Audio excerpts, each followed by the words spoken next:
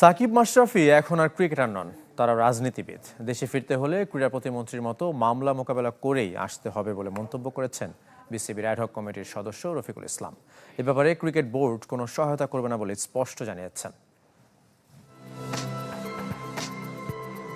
কবে দেশে ফিরবেন সাকিব আল হাসান, বিসিবি বা কতটুকু আন্তরিক? ফারুক আহমেদের পর আমিনুল ইসলাম বুলবুলের বোর্ডও চেষ্টা করেছে, তবে এখন পর্যন্ত কোনো ইতিবাচক আভাস মেলেনি। তামিম ইকবালের অ্যাডহক কমিটি কি পারবে সাকিবকে ফেরাতে? কমিটির সদস্য রফিকুল ইসলাম বাবু অবশ্য আশার বাণী শোনাতে পারেননি, বরং সাকিব মাশরাফিকে ক্রিকেটার নন, রাজনীতিবিদ মনে করেন তিনি।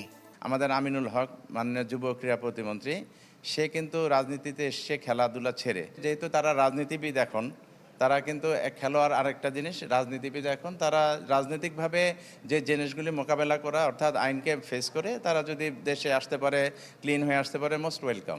আওয়ামী লীগের অন্যায় অবিচারের দায়ভার থেকে মুক্ত নন সাকিব মাশরাফি, দাবি রফিকুল ইসলাম বাবুর। আমি যখন একটা রাজনৈতিক দলের ভিতরে ঢুকে যাই এবং বিশেষ করে এমপি হয়ে যাই, তখন কিন্তু মানে যত রকম ঘটনা ঘটবে বা যত রকম কিছুটা হলেও তাদের ভিতরে তো আসবেই। এর আগে সাকিব আল হাসানের মামলা মোকাবেলায় বিসিবি থেকে সহায়তার কথা বলা হলেও অ্যাডহক কমিটির ভাবনা ভিন্ন। তারা এসে আইনকে ফেস করে, তারা যদি মনে করে যে আমরা নির্দোষ। এবারও জাতীয় দলে আসা হচ্ছে না সাকিব আল হাসানের। পাকিস্তানের পর নিউজিল্যান্ড সিরিজেও দেখা যাবে না আল হাসানকে।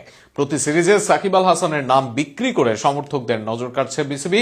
তবে বাস্তবতায় সাকিবের দেশের জার্সিতে ফেরার সম্ভাবনা নেই বললেই চলে। সাকিবের নামকে ঘিরে ব্যবসা নিয়ে থাকছে প্রতিবেদন। দেশের ক্রিকেটে যখন চলছে ক্ষমতার কাড়াকাড়ি, তখন নীরবে যেন আছেন মাশরাফি, মুর্তজা।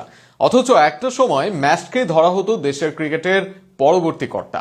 এখনো ফুরিয়ে যায়নি সময়, এখনো ম্যাচের হাতেই দেওয়া উচিত ক্রিকেট বোর্ডের দায়িত্ব।